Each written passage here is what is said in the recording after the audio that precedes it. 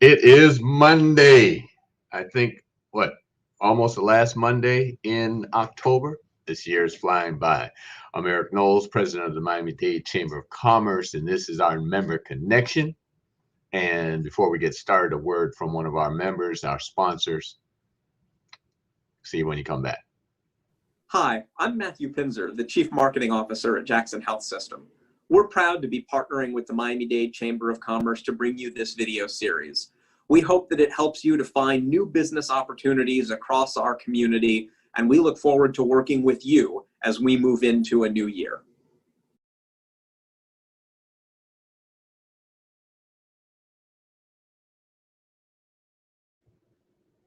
So as I'm here making sure that we're connected to Facebook, give me 1 second. Yeah, this thing is live that we do. And I want to welcome you all here to our member connection.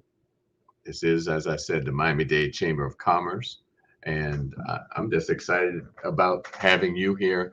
And you all hear me say about being excited about our guests. And I am excited about all our guests because they are the lifeblood of the chamber. They're members of the chamber. They make what we do happen, keep our doors open as we provide technical assistance and connections for our members, providing opportunities as well. But I'm laughing. I'm excited about our guest today. She's I can't say she's new to Miami anymore. She's been here for a while. She moved here about 5 years ago, took on a role that is so important to what we do here in Miami. And so without further ado, she's also one of my bosses as a board member of the Miami-Dade Chamber. I want to welcome Miss Connie Kinnard. Hello, Eric Knowles. Hey, how are you? I'm doing wonderful. Thank you for having me. Oh, absolutely. You and I, I guess we could say we're joined at the hip since the work that we do, you being a board member of the chamber, but also a member of the chamber as the Greater Miami Convention and Visitors Bureau itself. And you're the vice president of Multicultural Tourism and Development. Well, let's talk about Connie a little bit before we get started. Okay. As I was mentioning before we came on, you were pretty much dropped in Miami about 5 years ago, but you've been in this tourism, on this tourism platform in this area for quite a while. So let's talk about Connie a little bit. Tell the folks who you are and your background. Okay, wonderful. So first I want to say, you mentioned that I was one of your bosses. Well, we really cancel each other out. That's true. You were also my boss. I forgot about that part. On the GMCVB board. So, hey. There you go. We're just trying to get things done, Absolutely. But yes, I was here, and it's been 6 years ago, actually. Oh wow, 6 years now. Wow. 6 years ago. So I'm feeling really at home in Miami-Dade, but I'm from Tennessee. I worked for 19 years at the Convention and Visitors Bureau in Nashville, Tennessee. And so that's really my background. I was briefly in the restaurant world before that. I worked for a couple of hotels before I came into this convention bureau world, and I'm sure we'll talk about it. But had 19 wonderful years in Nashville, and had 6 wonderful years so far in Miami. And so, I really like working at the bureau space in tourism because it allows me to connect with the community more. So for me, tourism is a lot of facets. I mean, Eric, in some ways, I know your background. You've been in tourism and some of the things that you've done in your background. Right. For me, this particular area, and there are others that I like as well, but working for convention bureaus just allows you to be a part of many things. And I enjoy that being here. Absolutely. And as I'm listening to you talk, and obviously, as you said, I'm on the board of the CVB, and I'm making a statement at the same time, I'm asking a question, but I'm making a statement. Okay. And I did not know really about CVBs and what they do from the perspective of opportunities to be engaged with a CVB. Obviously, knowing what CVBs do in terms Right. of promoting tourism in their particular communities, and obviously the state has a convention, a tourism board, to promote the state of Florida. Washington D.C. promotes the United States itself. But each, locale, we have the Convention and Visitors Bureau in Fort Lauderdale, Mhm. and so throughout the state and other municipalities. But the thing about opportunities and employment in a CVB. Talk about that a little bit for those folks who are maybe in college or considering another career. Like you said, you were in hospitality for a while. You worked in hotels, etc. But talk about CVBs and what that means for opportunities. Sure, sure. I think in general, when you talk about the hospitality world, convention bureaus, we are an industry that can be behind the scenes. So I can understand you not necessarily knowing what a CVD did until you kind of came into this world, more engaged with the board because of a lot of what we do. We're not necessarily always at the forefront. We're kind of behind the scenes silently in some ways making things happen, and that Right. can be a good thing sometimes because sometimes you have to work like that. And when I say silently from a convention bureau standpoint, we're trying to book conventions to come to our destination. Well, sometimes you may not hear everything because sometimes the convention doesn't want you to know that they're looking at XYZ city. So we're having to do a lot of this because it's a bid process, right? Right. I was going to say that. It's a bid process, and so But sometimes we don't. explain before you go further, explain that to others because that's very important. Right, The right, whole from a the point that it's a bid process. right. So from a convention side, and the Convention and Visitors Bureau does several things. We're technically the marketing agency for Miami-Dade. That doesn't mean just print pictures and advertising on paper. That means several things because our job is to make sure we promote Miami-Dade to the outside, outside of Miami as a place to come visit and live and even live and play and spend money and see our culture. And that comes in a lot of ways. One of the ways that we do that is conventions. We go after conventions to come to our community. And it's a bid process from the standpoint. These meeting planners look at several cities to bring their convention. Miami could be on the roster with Miami, DC, Atlanta. And behind the scenes, somebody has to put together a package with hotels, with venues and restaurants to present to the planner for them to consider coming. And what do they look at? They look at whether it's economically sound for their organization. Is the community diverse? Is it a place that they would want to send their attendees? There are all kind of things that a meeting planner or president of an organization would look at for a destination. And convention bureaus really are one of the main catalysts for these conventions and even big events coming to the community. A lot of times people don't understand or wonder how, why did XYZ start coming here or why is it here? Well, typically behind the scenes, there's somebody who is out there selling the destination, and that's kind of how it happens. Wow. Yeah. And again, as you say, it's not in the forefront. And that's actually, we were talking offline. I said I was going to throw a couple things at you. And you get, sometimes you get a lot of darts thrown at you because people think that you're not doing what they think you should be doing. Right. And I know that you get a lot of some flack from folks in our community that says we don't do enough for our Black community. And I know Right. obviously your title is multicultural tourism, and so you're looking at the various cultures through our community. So can you talk about that a little bit?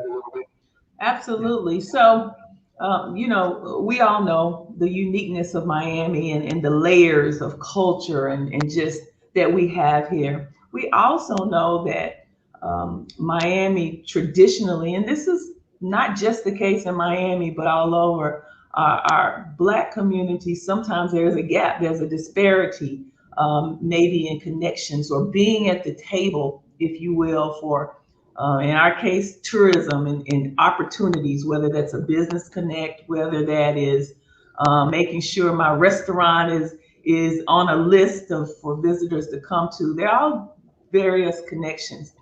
And so for us, multicultural tourism includes the Black community as well as some of the other diasporas. But I will tell you, one of our main focus is in the Black community. It's a big part of our budget. However, it is not the only part of our budget. You know, when I got here now 6 years ago, as you know, Eric, a newly formed department. Not that there wasn't outreach before this department, because there was, but a newly formed department, we had to look and see where the gaps were. And we knew that the gaps were in the Black community in this multicultural space. And some of the programming and our budget and all that was geared to help connect those dots better. Nothing happens overnight, but I hope, and I hopefully as my board member, you can attest to some of the progress that has been made in this area. But to your point, the Black community is a big part, and it will always be a big part, because as a Black woman and a Black person, that's near and dear to me. However, Miami is multicultural, so there's the Black community, there's our Hispanic community, our Asian community, all levels of the Black community, whether it's Black, African American, Caribbean. All of those cultures should be at the table, tourism opportunities, because so many times they are not.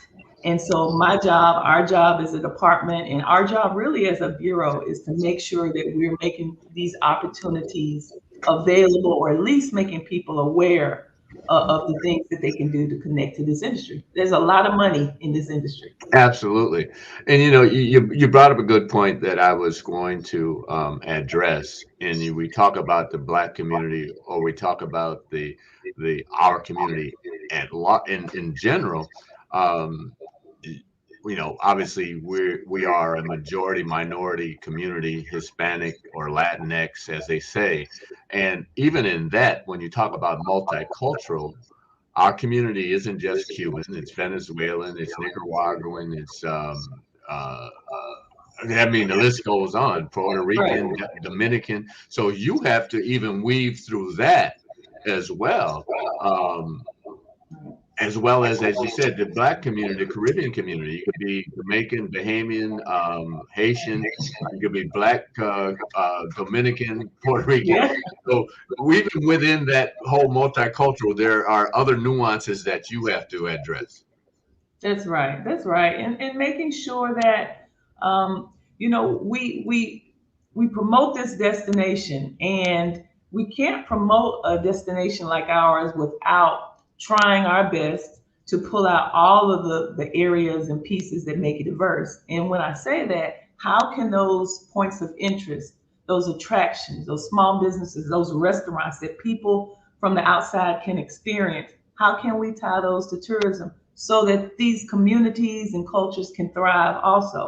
We don't want people to come to just one part of Miami-Dade. Absolutely. We want them to know that Miami-Dade goes all the way from the beach to the Everglades and everything in between, and just making sure that those communities are touched.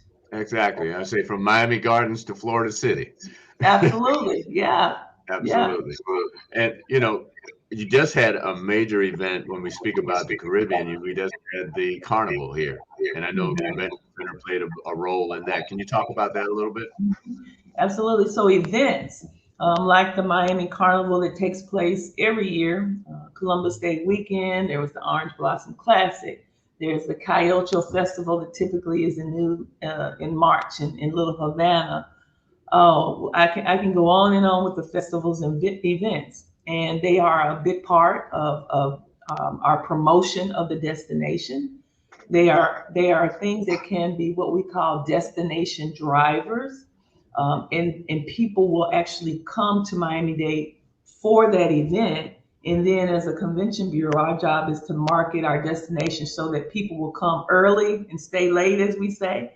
They come in before the event, what's in the community, where can I go, and they do the whatever the event is, and then they might even stay late for some more relaxation. So that's the big events that we do. That's all in our marketing dynamic and how we promote the destination. And Miami Carnival is really one of those true events. Been happening 35 plus years now in Miami-Dade, and we are, as we say, one of the northernmost city of the Caribbean in some ways, in Miami. Right.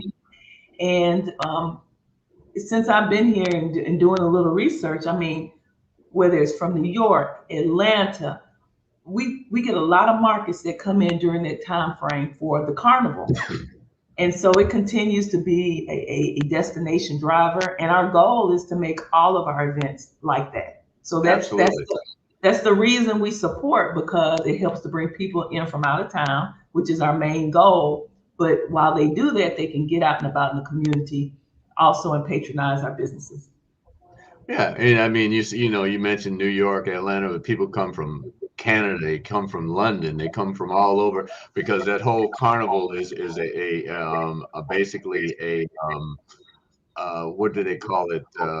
There are different destinations that Caribbean in New York and in Canada, and Toronto, they have something, and so Miami happens to be, I believe, the last stop on the Caribbean tour. It is, and speaking of that, really, truly, we're a domestic and international draw. So of course we get people, we're high on the top 25 list of destinations domestically, but also, we're a big international destination. So. Absolutely. Now, the one thing that you spoke about is the fact that people will come for events like that. They'll come a couple days before, stay a couple days after. And I know one thing that has been a big impact on our tourism is cruising. We want to talk about the pandemic and how it has affected our tourism business here in Miami. But I know that the cruise business, like I said, hasn't been impacted. But usually folks come in a couple of days before their cruise, or they'll stay a couple of days after. So you want to talk about the impact that the pandemic has had on us and about the cruise business a little bit? Absolutely. So we have an interesting dynamic here in Miami. Our top market, we're really a leisure destination. That's one of our big draws. And what I mean, conventions are big as well. So we go after conventions, but we truly are a destination for the individual traveler, the small group, the vacationer, the cruise person. That's our market. So when the international went away, that was a big hit for Miami-Dade because we're a strong international destination.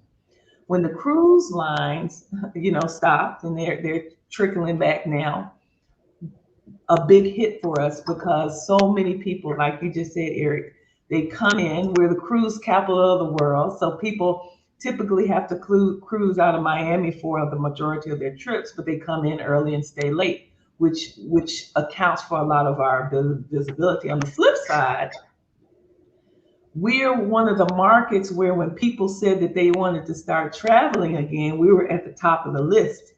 And so right now, what we see is a big hit of domestic travelers. And when I say that, U.S. travelers started coming here big time when our international and cruise was down. So we're not where we were, but our numbers are not as bad as so many destinations because of the draw of Miami. So what we've done is we changed our market mix a bit during this time frame. We strengthened our domestic U.S. International went down, but we were still strong. And now with the international coming back, as you know, some borders are opening and that's starting again.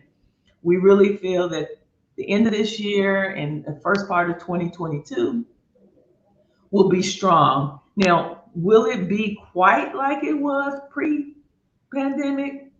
Not sure about that, but the rates that we're getting, the revenue coming in from these hotels and the thing, it's pretty strong. So we're kind of we're in the comeback, but we definitely are blessed here in Right.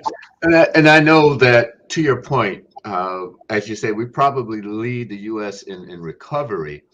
But one of the things that we had, in particular during the winter, and we're coming into the winter now, is that we had the pleasure, we had the blessing of being able to dine outside. And at the peak of the pandemic, restaurants were able to dine 100% outside.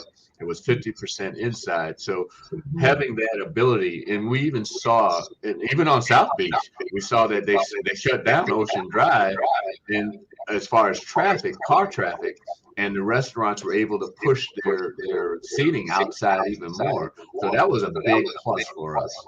Mhm. Absolutely. We're a year-round destination basically for being outside. I mean, when you think about it, there are not many places that in December and January, we're still doing outside events. And so, people want to come here, and that doesn't limit us like so many other places. So, and in some ways the world never saw us as totally being closed. And Right. so, it could be a good or, you can weigh that a couple of ways there, but because of some of that, people didn't stop coming, um, Absolutely. bit by bit. Well, So, I yeah. have I have one more area of focus that I want to go to. Obviously, being the chamber, you being a board member of the chamber board of directors, and helping direct our mission as we create opportunities for engagement with our members, for economic engagement as well as opportunities. The one thing that the bureau does is it provides training for businesses. Can you talk about that a little bit, about the training and the programs that you have to help businesses? Absolutely. So we have a platform called our Tourism Business Enhancement. And it is a way that we do our best to connect some of our community businesses in our heritage neighborhoods, maybe businesses that wouldn't be at the table, to resources like the Miami-Dade Chamber. And Eric, I'll say this, we talk all the time, but I want to do more one-on-one B2B with the chamber members that want to be connected to tourism, or maybe they're not a tourism business, but they want to figure out how they can be. There's some that are, Absolutely. restaurants or things, but then there are others that maybe we just need to help connect the dots. But what Uh, we've done is just collaborate with like the Miami Bayside Foundation, the Beacon Council on some of their program to make sure that our businesses are in tune. But we also have led some programming from the Bureau to help people better understand, going back to what you said, what we do as a Bureau and what are the resources. And if they have an area that they need a little training or help, if we have a partner that can assist, we've done some programming on that, whether it's customer service, if you need that, whether it's social media, for tourism related businesses, we've done some of those things. I think one of the main things with this whole business connect is that we are connected as a bureau to our community. So back to what you said, there's not this wall up about this organization is sitting on Brickell and we don't connect. We want to connect. We want to know about our community partners, and we want everybody to be successful. So it's nothing. I don't want to say it's anything grandiose, but it's like if there's a business that has a need and wants to be in tourism, we're going to try to connect the dots with the information and the resource. and again, back to your point, you may not think that you're in tourism or there's an opportunity. And the thing is to get engaged with you to find out if there's an opportunity. I'm sitting here thinking about some of our members. Um, I think about Gasoline, who does hair. There may be women who come in town that need to, they might be here for a few days and they need to engage with someone to do their hair. Absolutely. Absolutely. That, you hit the nail on the head. Yep. So if someone wanted to get in touch with you, how can they do that? Sure. I'm happy to give out my email. I think it may be on the screen at some point, but just email me, Connie, at gmcvb.com. And that's G is in George, M is in Mary, C is in Connie, V is in Victor, B is in boy.com. Connie at gmcvb.com. Email me, and whatever your question is, I'll try to figure out how we can be helpful or put you in contact with the right person that can help you. All right. And if you want to find out more about the chamber, you can go to www.m-dcc.org, or you can call the chamber at 305-751-8648. I'm just excited about having you here today. This has been a great conversation. And I look forward to more conversations like this. I know the other thing that we didn't talk about is the fact that our good friend, long-term president of the CVB, just recently retired, and now we have a new leader at the helm, Mr. David Whitaker. Yes. So we welcome David, thank him for the work. And David has been here before, actually worked with Bill for many years, left for opportunities being the head of the CVB in Toronto and in Chicago. So we welcome him back, and we wish Bill the best in his retirement. We know he's not retiring. We know he's still engaged and doing many different things. So kudos to Bill. That's right. That's right. Love Bill Talbert. We will miss him, but he's going to be around. And like you said, David Whitaker, I've known him in the industry, and we have a great leader at the helm to move things forward. And we look forward to working more, of course, with the Miami-Dade Chamber of Commerce. Absolutely. Thank you so much. Thank you, Eric.